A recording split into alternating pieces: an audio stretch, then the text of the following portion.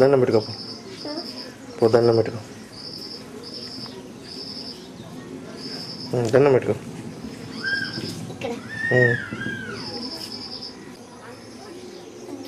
వెళ్ళవాయి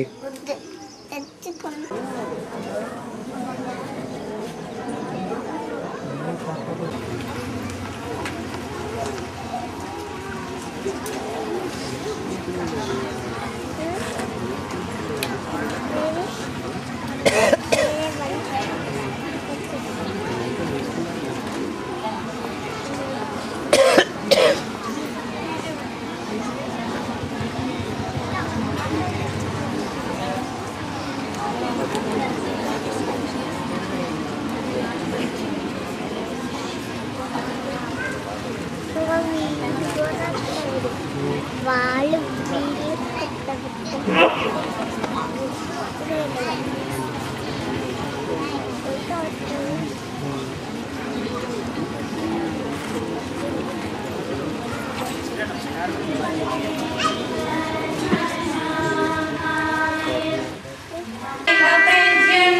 Rama Rama Krishna Narayana Vamana Govinda Vasudeva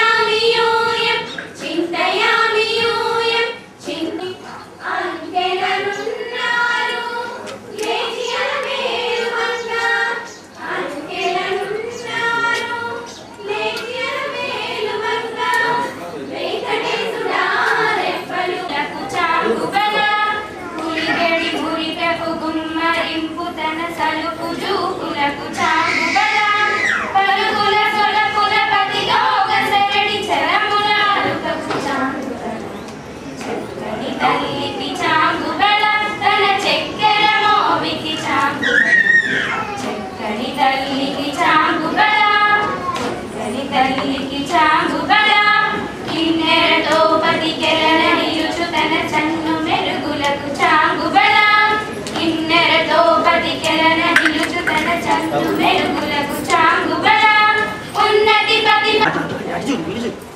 photo తీసి నవ్వు నవ్వు నవ్వు నవ్వాలి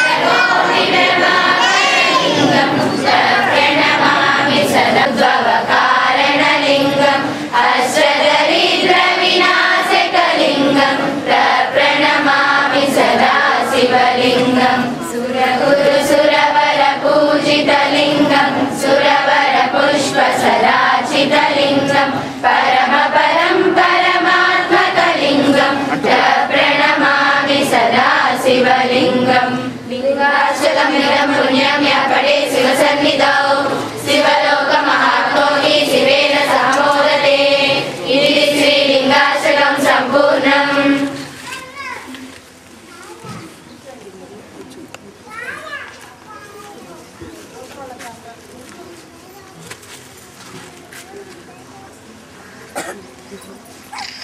చేరు అది పొద్దున వెంకట మీ స్కూల్ పేరు ఏంటమ్మా? వీళ్ళు 9th పిల్లలా మీరు? 10th పిల్లలు స్వామి అందరికీ ఫస్ట్ క్లాస్ అందరికీ. జై శ్రీ శివానందమూర్తి మహారాజ్కి. మీ స్కూల్ చాలా సంతోషం. మీరందరూ చాలా పెద్దవాళ్ళు అవుతారు. పదవులు విద్యలు అధికారం బలం అన్నీ రావాలి. మేము బాగా కోరుకుంటాం.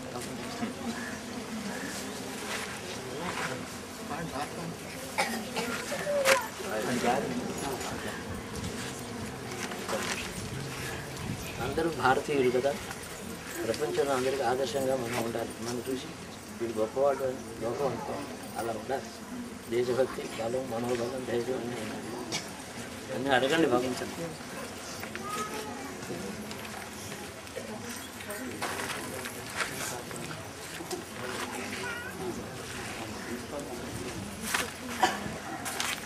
టెన్త్ క్లాసే గేమ్స్ ఆడాలి, బలంగా పెరగాలి.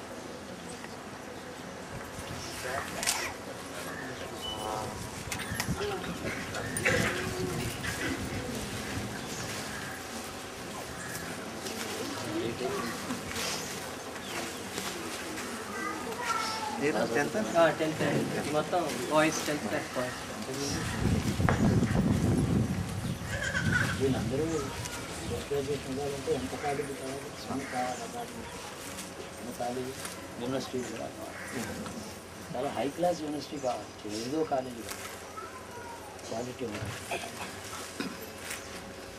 బాగా జనరల్ నాలెడ్జ్ బాగా సంపాదించండి. మన దేశ చరిత్ర తెలుసుకుంటాం. 8th క్లాస్ 9th క్లాస్ పిల్లలు నెక్స్ట్ ఇయర్ 10th అన్నమాట.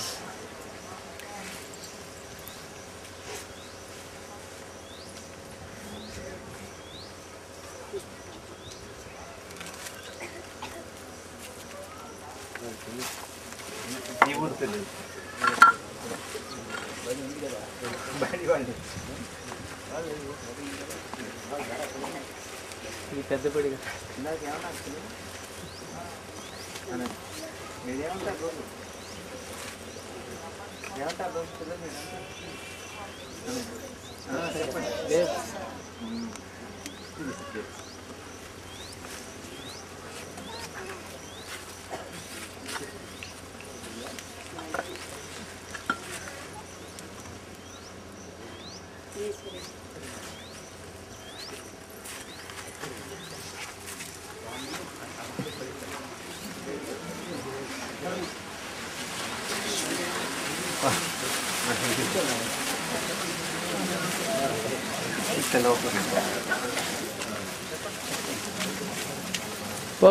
అనువనువులో నీవే నిండి ఉన్న నా మాతృదేశాన్ని సుఖనలతోనూ గోముఖ సంపదలతోనూ వర్ధిల్లేలా దీవించు తండ్రి. సర్వే జన సుఖినో భవంతు, సర్వే సృజన సుఖినో భవంతు, భరత భూమి సుఖీ భవతు, లోకా సమస్త సుఖినో భవంతు. జయ భరత భూమి, జయ జయ భరత భూమి.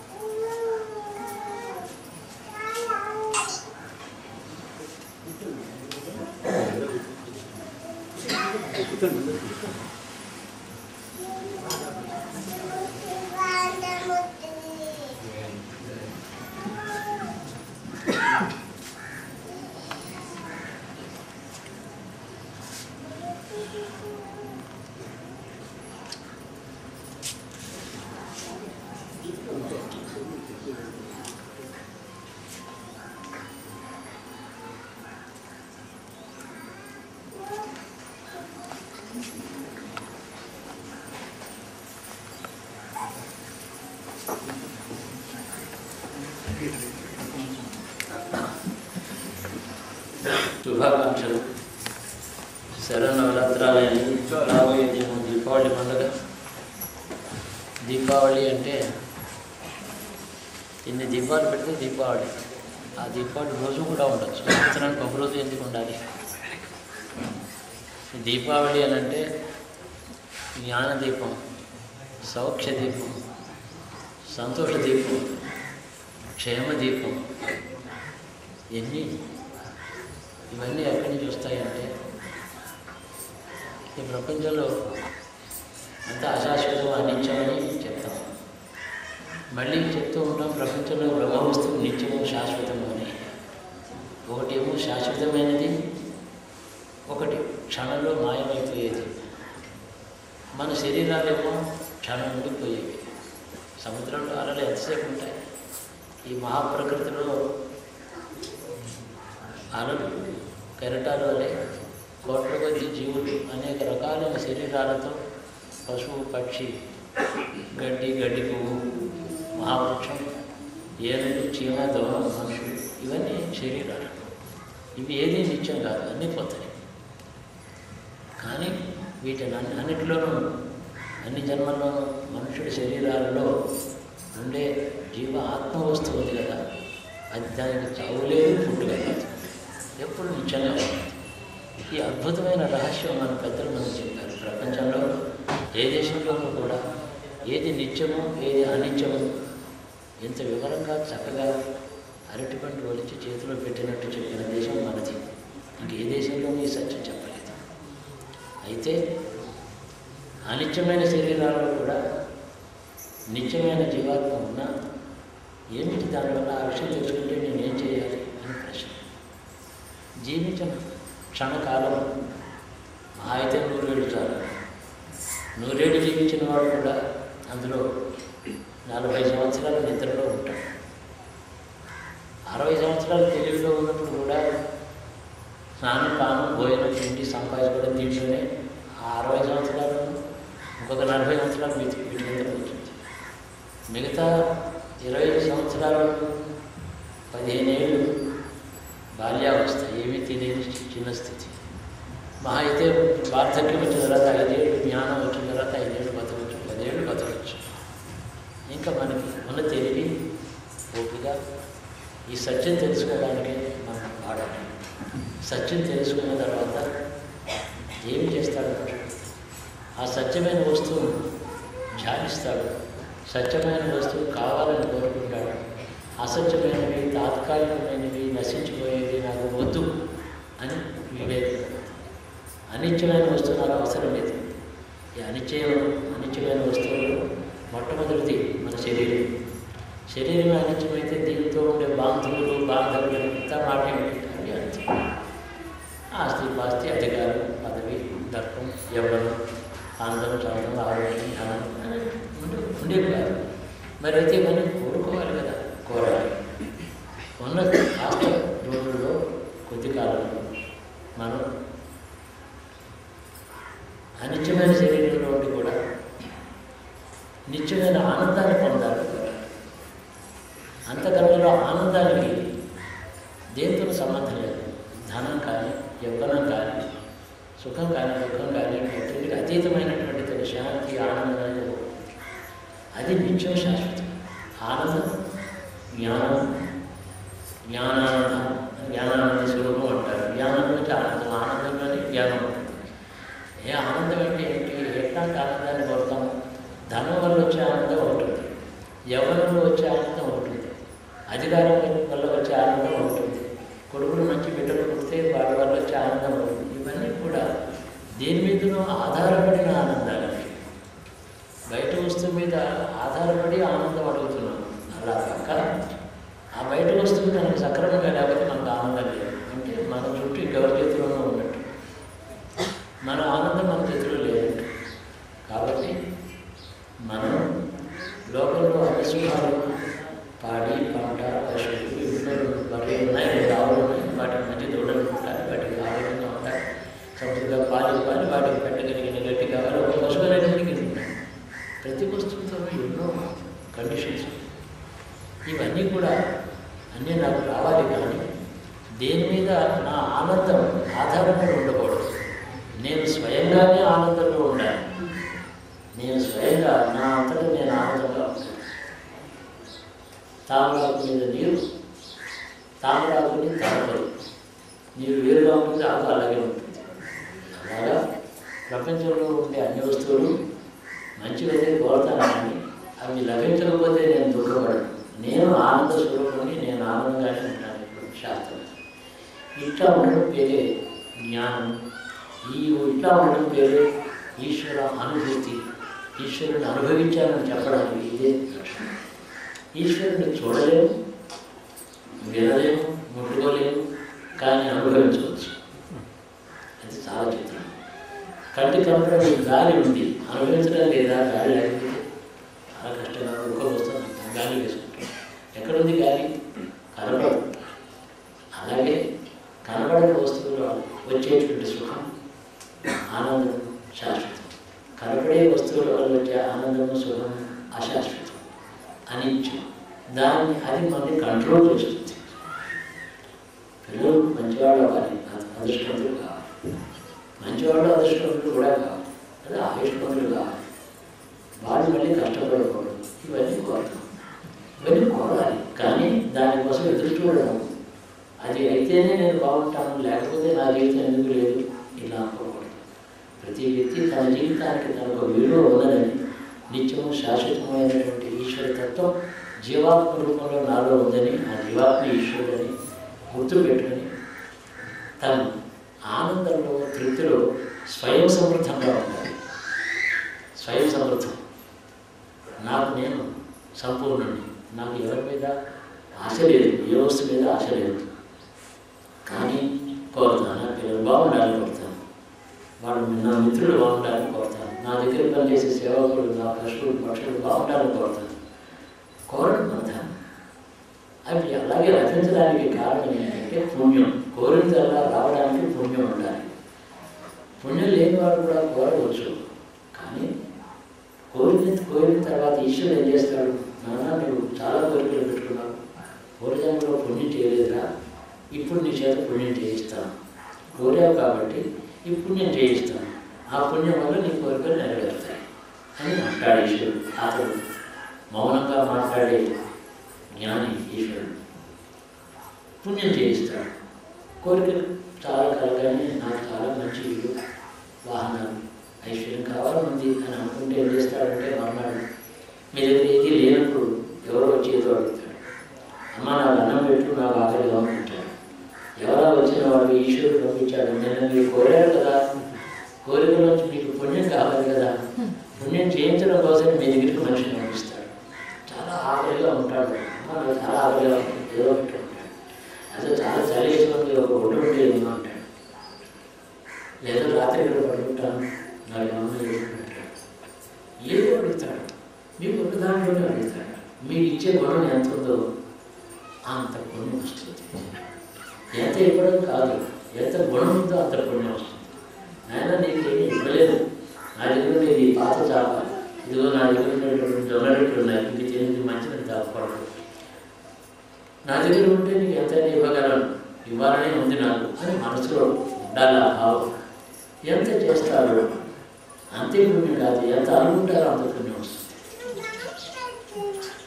శక్తి ఎంత ఉందో అంత ఇవ్వాలని అనుకోవాలి. కాబట్టి కోరికలు నెరవేర్చడానికి పుణ్యం చేయిస్తాడు ఈశ్వరుడు. ఆ చేయించేవాడు ఆ అన్నాడు తెలవాలని మనకి వచ్చి అడిగేవాడు ఉన్నాడే, అతడే ఈశ్వరుడు పంపించాడు దూత. ఎవరు అడుగుతారు? మోసం చేసేవాడు ఉన్నారు, జోదం ఆడేవాడు ఉన్నారు, తాగి పాడు చేసుకునేవాడు ఉన్నారు, అలాంటి వాడు కూడా అడుగుతూ ఉంటాడు. మంచిది, చెడ్డవాడే కావచ్చు వాడు. కానీ ఇప్పుడు ఈ క్షణానికి ఆస్తి పోగొట్టుకొని జోదం ఆడి తాగి అల్లరి చేసిన వాడు ఇప్పుడు అన్నీ లేకుండా దరిద్రంగా ఉన్నాడా లేదా, ఈ క్షణానికి వాడికి ఆకలిగా ఉందా లేదా, అదే మనం చూడాలి. కానీ వాడి కర్మ వాడి గుణం అంత పరీక్ష చేసి ఆ తర్వాత నేను ఏదో దానం చేస్తాను అంత అధికారం మనకి లేదు, అంత సమయం లేదు, అంత జ్ఞానం లేదు. ఇప్పుడు ఆకలిగా ఉన్నాడా లేదా. కాబట్టి లోకంలో ఉండే అనిత్యం అశాశ్వతమైన సుఖాలను కోరుతూ కూడా పుణ్యం కూడా చేస్తూ, పుణ్యం చేయిస్తున్నవాడు ఈశ్వరుడు అని గుర్తుపెట్టుకొని అతడు చూపించిన ప్రతి అవకాశాన్ని వాడుకుంటూ పుణ్యం చేసి ధన సంపాదన కాదు, పుణ్యం సంపాదిస్తే పుణ్యం ధనం సంపాదిస్తుంది. పుణ్యం నుంచి ధనం వస్తుంది, కానీ ధనం డైరెక్ట్గా ఎలా వస్తుంది, ఎందుకు వస్తుంది? ధనం అంటే గాలిలాగా ఎలా తిరుగుతుందో, ఇప్పుడు ఇక్కడ గాలి ఉంది, ఈ గాలి జరిగే అక్కడ గాలి అంటే ఏమిటది? వస్తువు దాని గురించి ఏమన్నా సీసాలో పట్టుకోవడానికి వీలవుతుందా? కానీ ఉంది. ఇక్కడ ఉన్నది గంట తర్వాత పెదవాడలో ఉంటుంది ఆ గాలి, ఇంకో గంట తర్వాత యూరోప్లో ఉంటుంది. అది ఉంటుంది, ఎక్కడ తిరుగుతూ ఉంటుంది. అలాంటిదే దేశంలో ధనం. ఈ ధనం ఎప్పుడు తిరుగుతూ ఉంటుంది, నదిలో నీరు లాగా ప్రవహిస్తూ ఉంటుంది, ఎవరి దగ్గర ఉండదు. అది ఉన్నప్పుడు నాదని అనుకుంటాడు, అది కాదు, అది ఉండదు. కాబట్టి నాది కానటువంటి వస్తువు నా దగ్గర ఉన్న తాత్కాలిక సమయంలో కొంత ఆనందాన్ని నవ్విస్తుంది, మళ్ళీ ఇంకోటి చేతిలో వెళ్ళాలి, వాడికి కావాలి కదా, తిరుగుతూ ఉంటుంది. కాబట్టి దాని మీద మోహం, అది నాదనుకునే భావం లేకుండా పుణ్యం చేసి ధనం సంపాదించి ధనాన్ని హాయిగా సుఖంగా అనుభవించి దానం చేసి నాది కాదనుకోవాలి. నాది కాదు, గాలి నాది కాదు, నీరు నాది కాదు, కానీ నేను నా దగ్గర దొరికినప్పుడు నేను అనుభవించే వస్తుంది. ఇంతే ఈ విషయం ఉపనిషత్తులు కానీ వేదాంతం కానీ ఈ విషయంలో బాగా ప్రతి వారికి అర్థం కావడానికి పెద్ద పెద్ద గ్రంథాలు రాశారు. వ్యాకరణ శాస్త్రం, దాంట్లో వేదాంత శాస్త్రం, ఇవన్నీ శాస్త్రాలు అవి పెద్దలు. కానీ చిన్న మాటలతో చెప్పుకుంటే ఇంతే. దానికి సారం అంతా కూడా పండితులు అవసరం లేదు. బుద్ధి ఉండే పండితం అక్కర్లేదు. బుద్ధి అంటే గ్రహించే శక్తి అని అర్థం. మామూలు మాటల్లో చెప్పినా గ్రహించే శక్తి ఉంటే పండితులు ఎందుకు కావాలి? పండితులైనా చివరికి పొందే లాభం బుద్ధిలో జ్ఞానమే. ఆ జ్ఞానం డైరెక్ట్గా సంపాదించాలి. ఈశ్వరుని గురువుగా వాడుకుంటే హోదా చేస్తాడు, రక్షిస్తాడు, పుణ్యం చేయిస్తాడు, పుణ్యఫలం ఇస్తాడు, కోరికలు తీరుస్తాడు, కోరికలు లేకుండా కూడా చేస్తాడు. కొంత ఒక చెట్టు చివరి కోరిక ఏంటంటే ఏ కోరిక లేకుండా చేయి, అది కూడా కోరిక, కానీ అది చేస్తాడు. నీవెవరు, నీ స్వరూపం ఎట్లా ఉంటావు? నాకు ఇప్పుడు అవిద్య అజ్ఞానంలో ఉన్నా, నేను వేదాలు బ్రాహ్మణి కాదు, నేను శాస్త్రాలు లేదు, ఎందుకు అవసరం లేదు. ఈశ్వరుడు లోపల ఉంటాడు, ప్రతి మనుషుడికి లోపల ఉన్నాడు, రక్షిస్తున్నాడు. మన ఆకలి, నిద్ర, జీవనం కోసం తింటే అడగడం, అడిగింది మళ్ళీ ఆకలి వేయడం, ఇవన్నీ క్రియల్ని చేస్తున్నాడు. ఇదంతా ఈశ్వరుడికి చైతన్యమే. ఇది అందరిలో ఉండగా జ్ఞానం కావాలనుకుంటే ఎవరికైనా కలిసి కోరాలి, ఈశ్వరుని అడగాలి. కోరికలు ఎలా నెరవేరుతాయో కోరికలు తీసేమన్న కోరిక కూడా ఆయన చేయగలరు. కాబట్టి సుఖాన్ని కోరండి, పిల్లలు చక్కగా పెంచుకోండి, ముద్దుగా చూడండి, వాళ్ళకి మంచి కూడా నేర్పించండి. వాళ్ళ పెద్ద అధికారులు కావాలని కూడా కోరండి, వాళ్ళు విద్యావంతులు కావాలని కోరండి, వాళ్ళ పెద్ద ఆఫీసర్ కావాలని కోరండి. ఏం పర్వాలేదు. కోరిక పాపం కాదు. పుణ్యంలోంచి కోరిక నెరవేరుతాయి కాబట్టి కోరిక రాగానే పుణ్యం చేసే దృష్టి అలవాటు. పుణ్యం చేయడానికి అవకాశం విషయం. మీ ఇంటికి వచ్చి ఆదరణ అడిగితే పెడతారు, మీరు పెడతారు. ఆదర ఎక్కడున్నాడో మీరు ఎక్కడ వెతుక్కుంటారు. మీ చేత ఉన్న చోటనే, ఉన్నంతలోనే, ఉన్న కాస్తులోనే మీ చేత పుణ్యం చేయించి అపారంగా అనిపిస్తారు. పుణ్యం యొక్క స్వరూపం ఎలా ఉంటుందంటే క్వాంటిటీ కాదు, క్వాలిటీ. బాగా ఆకలిగా ఉండేవాడికి ఓ ఇల్లాలు ఇంత గంజి మాత్రమే ఇచ్చి ఆకలి తీర్చిందంటే అది ఒక పెద్ద కోటీశ్వరుడు తన పుట్టినరోజుని 1,00,000 మందికి అన్నదానం చేస్తే అంత పుణ్యం వచ్చింది. అంత పుణ్యమే గంజి ఇచ్చింది వాడి అమ్మ కూడా వచ్చింది. ఆ జీవుడు ఉన్నాడే, ఆ మనుషులు గంజి తాగి అమ్మ నా కడుపు నిండింది, హాయిగా ఉన్నాను నేను ఇప్పుడు అన్నాడే. అందరూ ఎవరంటే ఆ లోపల ఉండే జీవాత్మ ఈశ్వరుడు అతడు తీసుకున్నాడు ఈ గంజిని. 1,00,000 మందికి అన్నదానం చేసినా ఆ ఈశ్వరుడే తీసుకున్నాడు. మీకు 10 కోట్లు ఉన్నాయి కాబట్టి 10 లక్షలు దానం చేశాను. గంజి ఉంది కాబట్టి గంజి ఇచ్చింది. ఎవరి శక్తి వారి. ఈ రెండు సామాన్యమైన అనుకుంటాడు. చాలా చెప్తాడు. క్వాలిటీ కానీ క్వాంటిటీ కాదు. ఆ భావన మనకుంటే మన సేవ అంతా బాగుంటుంది. భారతదేశానికి షష్ఠి పూర్తి అయిపోతుంది ఇంకో 2 ఏళ్లలో. షష్ఠి పూర్తి పెద్ద పండుగ చేసుకుంటాం కదా. ఎందుకంటే 60 ఏళ్ళు బతికాలని చెప్పి పండుగ కాదు, ఇంకా ముందు చాలా కాలం బతకాలని పండుగ. ఇంకొక 60 ఏళ్ళు కావాలి, 100 ఏళ్ళు ఉండాలి. అయితే నేను ఒక్కటి ఉంటే చాలా, నా కొడుకులు బాగుండాలి, కోడలు బాగుండాలి, నాన్నలు బాగుండాలి, పశువులు బాగుండాలి, పొలాలు బాగుండాలి, ఇవన్నీ ఉంటేనే. ఆయుధాలు లేకపోతే, ఇవన్నీ లేకపోతే ఆయుధాలు శాపం. కాబట్టి షష్ఠి పూర్తి ఏం చేసుకుంటాం? గడిచిన దాంట్లో 60 ఏళ్లలో దేశంలో ఎన్నో తప్పులు, ఒప్పులు, పొరపాట్లు, నష్టాలు, లాభాలు, కీచులాటలు, కొట్లాటలు, హత్యలు ఎన్ని జరిగినాయి, ఎంత తప్పులు చేసాం. షష్ఠి పూర్తి చేసుకుంటే ఏమనుకోవాలి? అయ్యా మొదటి షష్ఠి పూర్తి ఇలా అయిపోయింది. ఇంకొక నేనేమో 120 ఏళ్ళు ఉంటేనే ఆ దీర్ఘాయుత్యం అనుకుంటాను. దేశం ఏంటి శాశ్వతం, ఇంకా 1000 సంవత్సరాలు 10,000 సంవత్సరాలు ఉండాలని దేశం. మొదటి షష్ఠి పూర్తి ఏమో బాల్యావస్థ, చాలా తప్పులు చేసాం, కొట్టుకున్నాం, తిట్టుకున్నాం, మోసాలు చేసుకున్నాం, దోపిడీ చేసాం, హత్య చేసాం, అన్నీ అయిపోయి ఇప్పుడు జ్ఞానం వచ్చింది. ఈ జ్ఞానం మాకు ఈ భవిష్యత్తులో ఈ భారతదేశం సుఖ సౌకర్యంలో ఉండాలి. ఎందుకు ఉండాలి? నీ జీవితం బాగానే గడిచిపోదు కదా అంటే, నేను బాగుంటే సరిపోదు, నా కొడుకులు బాగుండాలి, కొడుకులు బాగుంటే సరిపోదు, మనవలు బాగుండాలి, భవిష్యత్తు అన్ని తరాలు బాగుండాలని కోరుతాను. కాబట్టి భారత మాత అని దానికి పేరు పెట్టాను. ఒక స్త్రీకి 6 పిల్లలు పుడితే చూస్తుంటే వాళ్ళు పెద్దవాళ్ళు అయిపోతారు, తను వెళ్ళిపోతుంది, యోగాల నుంచి వాళ్ళు వెళ్ళిపోతారు. కానీ భారత మాత అట్లాంటి కదా, ఎప్పుడు శాశ్వతంగా ఉంటుంది, ఎప్పుడు ఉంటుంది భారత. ఈ భారత మాత మనకి తరతరాన్ని చెప్పినటువంటి ధైర్యం, నీతి, నియమం, నిష్ఠ, జీవన ప్రమాణాలు ఎలా జీవించాలి, ఏది చేయాలి, ఏది చేయకూడదు, ఇవన్నీ చెప్పినటువంటి మన తల్లి. కాబట్టి భారతదేశాన్ని మాత తల్లిగా ఆరాధించే వాళ్ళను. మన తండ్రి ఎవరు? ఈశ్వరుడు. తల్లి అంటే తండ్రి, తండ్రి ఈశ్వరుడు. అందుకని భారతి అని చెప్పి ప్రార్థన చేస్తాం. మన వివేకాన్ని మన పిల్లలకి చెబుతాం. వాళ్ళు అడిగినవి ఏదైనా సరే, నన్ను అడగడం తప్పు కాదు, నేను నీకు ఇవ్వడం ముఖ్యం కాదు, నువ్వే సంపాదించుకోవాలి. ఇప్పుడు నీకు అది చాక్లెట్ అడిగితే ఇస్తాను, దాన్ని కారు అడిగితే ఇస్తాను, ఇప్పుడు నువ్వు అడిగే నేను ఇవ్వగలను. కానీ ఈ కోరికలు పెద్ద అయిన తర్వాత పెద్ద కోరికలు కాదు, నువ్వే సంపాదించుకోవాలి స్వయంగా. జమీందారులు, రాజ్యాలు, తండ్రి కొడుకులు ఇచ్చే రోజు పోయినాయి. ఇప్పుడు బాగా ఆస్తి సంపాదించి కొడుకు ఇచ్చినా సరే వాడు పాడు చేసుకోవచ్చు, ఏమి ఇవ్వకపోయినా బాగు సంపాదించవచ్చు. వాడికి కావాల్సిన గుణాన్ని నేర్పడం అది ఐశ్వర్యం. కానీ ధనం సంపాదించి ధనం ఇస్తే శాశ్వతం కాదు. సంపాదించుకునే తెలివి కానీ, సంపాదించుకునేది బాగా వాడుకునే తెలివి కానీ, ధర్మంలో సంపాదించుకునే వివేకాన్ని ఇవ్వాలి. ఆ విధంగా మన దేశం భవిష్యత్తు ఉజ్వలంగా ఉంటుంది.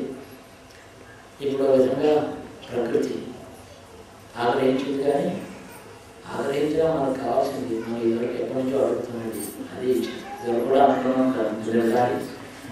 మీరు బయట మొయ్యలేనంత జల సమృద్ధి, జలం కావాలి, వర్షాలు కావాలి అభివృద్ధి అడుగుతాం. వర్షాలు కావాలంటే మీ చెరువులు ఖాళీగా ఉన్నాయా, మీ వాగులు బాగున్నాయా, శుభ్రంగా ఉన్నాయా మీ చెరువులు?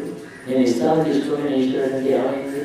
సముద్రంలో పోతుంటే చూస్తూ ఉన్నాం. మనం బాగా మెయింటైన్ చెరువులు బాగా చేసుకోలేక చెరువులను ఆక్రమించడం కాబట్టి ఇచ్చే దాత ఉన్నప్పుడు మన జేబు కూడా పెద్దది సిద్ధంగా ఉండాలి.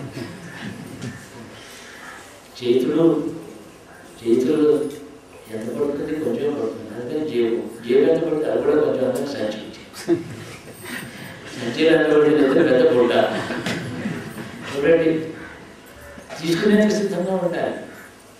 తీసుకోవడం పెద్ద బుద్ధి, పెద్ద మనసు, దేశానికి పరిశుభ్రత, రామసీమ అంతా కూడా దీపావళి వచ్చిందంటే వెంటనే ముగ్గులు పెట్టుకుంటాం, కడుక్కుంటాం, ముగ్గులు పెట్టుకుంటాం, అలంకారాలు చేస్తాం, గౌరవాలు పెడతాం.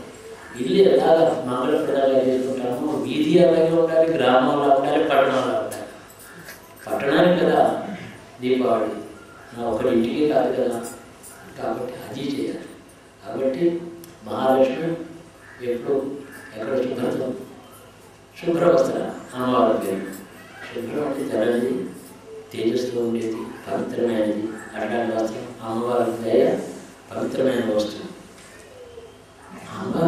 మహాలక్ష్మి దీపావళి నాడు ఆవాహన ఇంటికి పిలవాలంటే ఇల్లు శుభ్రంగా ఉండాలి. ఎవరైనా పెద్దవాళ్ళు వస్తున్నారంటే మీరు ముందు ఇల్లు అంతా బాగు చేసుకుంటారు, ఫర్నిచర్ చేసుకుంటారు, మినిస్టర్ గారు వస్తున్నారు, మా ఇంటి దగ్గర అదే ఇల్లు ఏర్పాటు చేసుకుంటాం. మరి మహాలక్ష్మి ఇంటికి రావాలంటే ఎలా ఉండాలి? మహాలక్ష్మి మన ఇంటికి వస్తే చాలా ఇరుగు పొరుగు ఉండాలి, వీధంతా ఉండాలి, మహాలక్ష్మి గ్రామం అంతా ఉండాలి, పట్టణం అంతా ఉండాలి. ఇవన్నీ కూడా అప్పుడు దీపావళి, పట్టణానికి దీపావళి. అలాంటి శుభ్రత, అట్లాంటి విషయాలు వచ్చి అటువంటి పెంపకం పిల్లలకి మీరు ఇవ్వగలిగినటువంటి శక్తి, సమృద్ధి, క్షేమం, సుఖం ఇవన్నీ కూడా ఆడగలిగిన మహాలక్ష్మి. అభివృద్ధి అభివృద్ధి సర్వాన్ని ఎడతమే గ్రహాలు. విభూతి అంటే ఐశ్వర్యం, అభివృద్ధి అంటే లేకపోవడం. అసమృద్ధి, సమృద్ధి అంటే ఎంత కావాలో అసమృద్ధి కావాల్సినంత లేకపోవడం. అభివృద్ధి, అసమృద్ధి నా ఇంట్లోకి వెళ్ళకూడదు. మహాలక్ష్మి మంత్రం యొక్క అర్థం. అభివృద్ధి అసమృద్ధించ సర్వం అన్నింటినీ నిర్మద బయటికి పంపించేది మా గృహాలు నా ఇంట్లోంచి. అది మంత్రార్థం. అభివృద్ధి అసమృద్ధి లేకుండా సమృద్ధి బాగుండాలి అంటే మనసు బాగుండాలి, ఇల్లు బాగుండాలి, శుభ్రత. ఇవన్నీ కూడా పెద్దవాళ్ళు కాబట్టి తాతగా నేను అందరికీ జ్ఞాపకం చేయడం మీకు తెలియదే కాదు, మీకు తెలిసిన విషయాలే. తాతలు తండ్రులు పెద్దవాళ్ళు అయితే అంతా కొంచెం జాగ్రత్తగా కూడా చెప్తూ ఉంటాను. వినాలి, ఆ జాగ్రత్త తప్పే లేదు, మంచి మాటలు చెప్తారు. వినాలి, ఏదైనా గుర్తుపెట్టుకోవాలి. నాకేమో 78 ఏళ్ళ వయసు, అక్కడ చూసుకుంటే దానికి 7 ఏళ్ళ పిల్ల ఉంది. దానికి నాకు ఏమో నాకంటే పెద్దేమో మరి తెలుసు. అది కూడా ఒకరు చెప్పుకుంటూ ఉంటారు మంచి మాటలు. ఆ చెప్పింది బాగా అవగాహన చేసుకోవాలి. మీరు ఎలా భావిస్తారో అలాంటి కాలం ఈ వెనక కలగ అందులో ఏంటంటే ఈశ్వరుడు లేని స్థానం లేదు. అక్కడ ఉండే బొమ్మ ఇస్తుందా, బొమ్మ వెనకాల తేజస్సు అంతటా నిండినటువంటి ఈశ్వరుడు. అంతేగాని జీవంలో దోమలు దేవలోకంలాగా వ్యాపించిన ఈశ్వర శక్తి ఏదో అది ఇస్తుంది. దాన్ని ధ్యానించి దాన్ని వరం అడిగి ఇంకా అక్కడ ఒప్పు పెడతాం. ఇచ్చేది అది. అలా గుర్తుపెట్టుకోవాలి. ఒకడే దాత ఈశ్వరుడు, అందరికీ ఇచ్చేవాడు, అందరి సమదృష్టితో చూసేవాడు. ఈశ్వరుడు ఉన్నాడని తెలుసుకుని ఇన్ని వేదములు, ఇన్ని జ్ఞానములు, ఇంత లిటరేచర్, ఇంతమంది మహాత్ములు, యోగులు, పండితులు, స్వామి ఇంతమంది ఈ దేశంలో అధర్మం ఎందుకు ఉంటారు? అధర్మం ఉండడానికి వీలు లేదు. అది ప్రజల చేతిలో, ప్రతి వ్యక్తి చేతిలో ఉంది. ఆ విధంగా ఈ రామసీమ మన చైర్మన్ గారిని కూడా కలుసుకున్నాం. కొత్తగా ఎలక్ట్ అయినారు, చాలా యోగుడు ఆయన, చిన్న వయసులో ఉన్నాడు. అలాంటి యోగుడిని చిన్న వయసులో ఉండేటువంటి వాళ్ళని మనం ఎన్నుకున్నాక వాళ్ళని అది చేయి ఇది చేయని చెప్పి పొద్దున వెళ్ళి డిమాండ్ చేయడం కాక వాళ్ళు చేయడానికి మన సహకారం అందిస్తారు. అతని నాయకుడు, మనం ప్రజలు, అతని చేత మనం అతని నాయకత్వంలో మనం బాగుపడాలి, మనం ఆయన సహకారం చేయాలి, ఆయన మనం గైడ్ చేయాలి. అది సిటిజన్షిప్, అది పౌరత్వం, పౌర సంస్కృతి, పౌరుడుగా జీవించడం. కాబట్టి ఏం పడడం అన్నీ మాట్లాడుతున్నాను నేను, అన్నీ కూడా ముఖ్యమైన విషయాలు గుర్తు చేస్తున్నాను. బాగా ప్రభుత్వం చేత కూడా మీరు సహకారం వాడికి చేసి వాడి చేత చేయించుకోండి. నేను తరపు తీసుకుని పడుకుని దొంగ స్టేషన్లో రిపోర్ట్ చేస్తే ఏం చెప్తాడు ఎస్ఐ గారు, నువ్వు ఇల్లు బాగా చేసుకున్నావా అడుగుతాడు, అలా పెట్టుకున్నావా, నువ్వే వాళ్ళకి ఇచ్చావు దొంగ చేసావు, నేనేం చేయను అంటాడు. కాబట్టి ముందర ఇలాగే మన డ్యూటీ మనం చేసి ప్రభుత్వానికి సహకారం అందించి వాళ్ళ చేత మనం ఉపకారం పొంది వాళ్ళకి నియమ నిష్టలో వాళ్ళని బాగా చూసండి. ప్రభుత్వం ప్రజలు అంటే ప్రజాప్రభుత్వం కదా, ప్రజలు వేరు ప్రభుత్వం వేరు కావడానికి వేరు లేదు, రెండు ఒకటే. అలాగే సహకారం చేయాలి. మనం మంచి పౌరులుగా ఇవన్నీ పెద్దవాళ్ళు మీరు విన్న మాటలు మీ పిల్లలకి చెప్పాలని మాట్లాడాలి. మంచి రోజులు ఉన్నాయి, చాలా మంచి రోజులు ఉన్నాయి. ప్రపంచంలో భారతదేశానికి అత్యున్నతమైనటువంటి గౌరవ స్థానం వచ్చే రోజులు ఉన్నాయి. ఇప్పుడు భారతదేశానికి ప్రపంచంలో ఉండవలసినంత గౌరవం లేదు. ఫారినర్స్ వచ్చి మనం ఇండియాలో టూరిస్ట్గా తిరుగుతూ ఉంటే మనం మురికి వాటలు చూస్తే ఊరు శుభ్రంగా పెట్టుకోవడం చాలా వీళ్ళు గొప్పవాడు, మాకు వేదాలు ఉన్నాయంటారు, మా స్వామీజీలు ఉన్నారంటారు, శుభ్రం చేస్తారు అనుకుంటే మనకు అవమానం కదా, అంటే వాళ్ళని పిలవద్దు, ఎవరిని మా ఊరికి రావాలని పిలవచ్చు, బాగున్న తర్వాత వెళ్తాం, వాడి వాళ్ళకి చూస్తారు. మురికి వాటలకి వాటిని బాగు చేయడానికి ఇంగ్లాండ్ నుంచి ఏదో 10 కోట్ల రూపాయలు ఎందుకు దరిద్రం వాడి కూడా మనమే ఇప్పుడు 10 కోట్లు ఇవ్వగలిగిన వాడు 10 లక్షలు ఉన్నారు మన దేశంలో. ఒక ఇంగ్లాండ్ నుంచి మనకి 10 లక్షలు రావాలి, 10 కోట్లు రావాలి. ఆత్మగౌరవం, ఆత్మగౌరవంతో కూడుకున్నటువంటి గర్వం ఉండాలి. మరి ఆత్మగౌరవంతో కూడుకుంటారు. ఆత్మగౌరవం గుణంలో వస్తుంది. నేను తప్పు చెప్తున్నాను, నా గుణం మంచిది అని అనుకుంటే ఆత్మగౌరవం. సగర్వంగా బతకాలి, ఎవరి దగ్గర చేయి దాచకూడదు, మనల్ని ఇవ్వాలి. ఇచ్చిన దేశం, త్యాగం చేసిన దేశం ఇది. రాజ్యాలు బ్రాహ్మణుడికి దానం చేసి అడిగి వెళ్ళిన మహారాజులు ఉన్నాయి ఈ దేశంలో. అంటే ప్రపంచంలో దాతృత్వము, జ్ఞానం, ఇంత సమస్య, అన్ని సమస్యలకు సమాధానం ఇచ్చిన దేశం మనది. వివేకంతో భారతీయులుగా సగర్వంగా బతకాలి, పిల్లలను అలా పెంచండి నా అభ్యర్థన.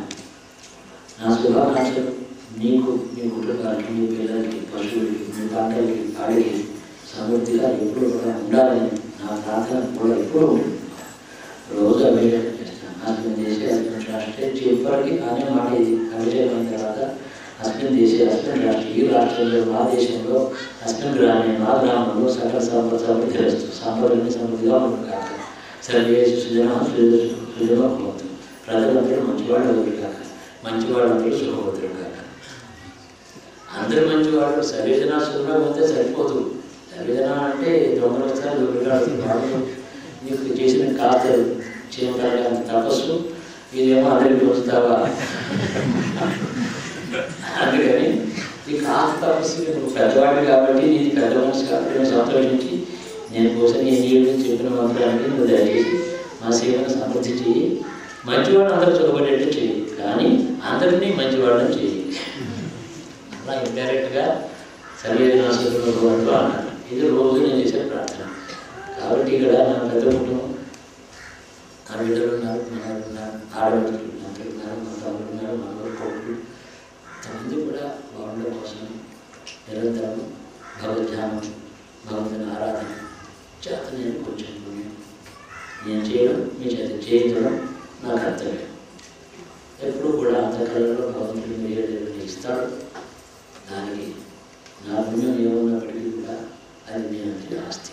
ఎందుకంటే తాతగారి సొమ్ము తండ్రికి, తాతగారి సొమ్ము అంటారంటే జన్మ హక్కు ఉన్నటువంటి ఆస్తి. పుట్టగానే తాతగారి ఆస్తి మీద హక్కు వస్తుంది.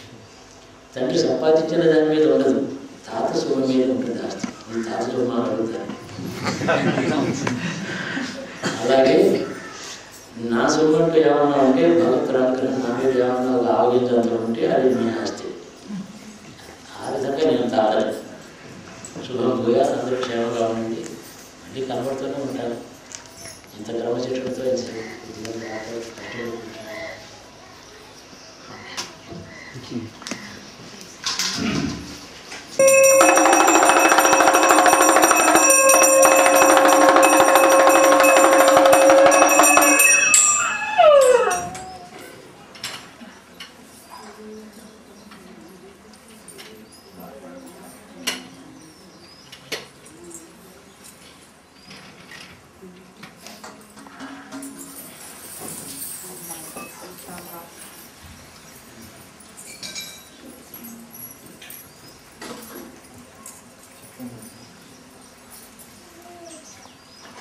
जय बोलो सद्गुरु शिवानंद मूर्ति महाराज की जय।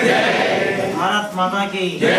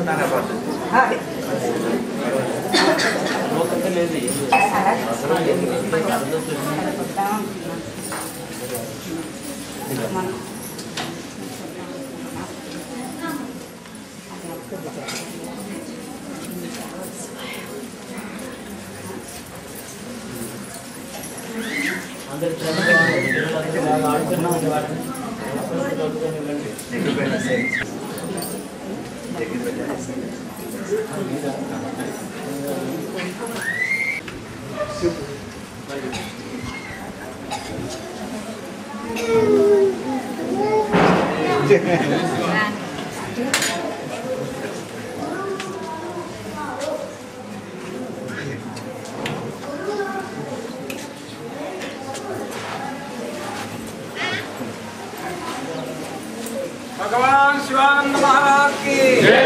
भगवान शिवानंद महाराज की जय। ईश्वर स्वरूप शिवानंद महाराज की जय। भगवान शिवानंद महाराज की जय। भारत माता को जय। भारत माता को जय। भारत माता को जय।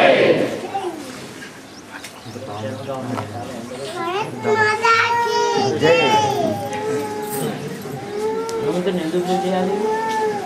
బలానికి జ్ఞానం అనిపించింది. జ్ఞానం బలం అవుతుంటే హనుమంతుడు రాముని పూజ చేశాడు. హనుమంతుడు అన్న వరం అడిగాడా? ఎందుకు పూజ చేశాడు? ఏమో అక్కర్లేదు. సత్యం వస్తుంది, బ్రహ్మ వస్తుంది, పూజ ఏం అడగకుండా పూజ చేశాడు. చాలా గొప్పవాడు. రోజు నేను పూజ చేస్తాను, నిన్ను అడుగుతాను. నేను విషయాలు లేదు, అంత ఆరాధన, అంత భక్తులంటే ఏం అడగలేదు ఆయన. అలా ఉండాలి మనం. ఎందుకంటే అడిగితే చిన్నది అడుగుతాం, అడగకపోతే అంతా ఇస్తాడు, ఎక్కువ ఇస్తాడు. ఇచ్చేవాడు అంతస్తుని బట్టి ఇస్తాడు. అడిగేవాడు చిన్నది అడగకూడదు. ఏం అడగకుండా